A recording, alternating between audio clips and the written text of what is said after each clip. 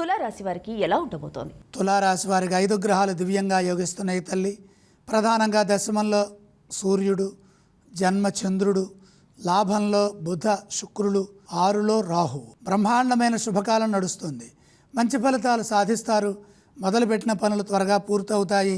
పనిలో నైపుణ్యం పెరుగుతుంది. నలుగురికి ఆదర్శవంతమైన జీవితాన్ని గడుపుతారు. దేనికోసమై ప్రయత్నం చేస్తున్నారో ఆ ప్రయత్నాలు సఫలమవుతాయి. మీ వల్ల సమాజానికి ఎంతో ఉపకారం జరుగుతుంది. కొందరికి ప్రత్యక్షంగా సహాయం అందుతుంది. తద్వారా ధర్మం మిమ్మల్ని రక్షిస్తుంది. వ్యాపారంలో మంచి లాభాలుంటాయి. బుద్ధి బలంతో పనిచేయడం ద్వారా వ్యాపారంలో నూతన ప్రయత్నాలు సఫలమవుతాయి. అలాగే ఆర్థిక అభివృద్ధి సూచితము.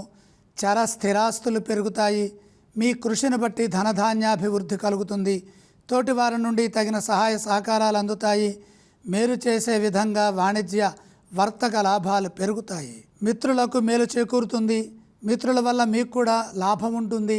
కుటుంబ సభ్యుల నుండి ప్రోత్సాహకరమైనటువంటి పరిస్థితులు గోచరిస్తున్నాయి. ఆనందించే అంశాలుంటాయి. తులారాశి వారు ఏ స్తోత్రాలను పఠించాలి? తులారాశి వారు లక్ష్మీ అష్టోత్తరం చదువుకోవటం మంచిది. తులారాశి వారు ఏ దైవాన్ని ఆరాధించాలి? తులారాశి వారు మహాలక్ష్మి అమ్మవారిని విష్ణు సహితంగా దర్శించడం ఉత్తమం. వారు ఎటువంటి దానాలు చేస్తే శుభ ఫలితాలు కలుగుతాయి? గ్రహయోగం అనుకూలంగా ఉంది. దానాలు అవసరం లేదు.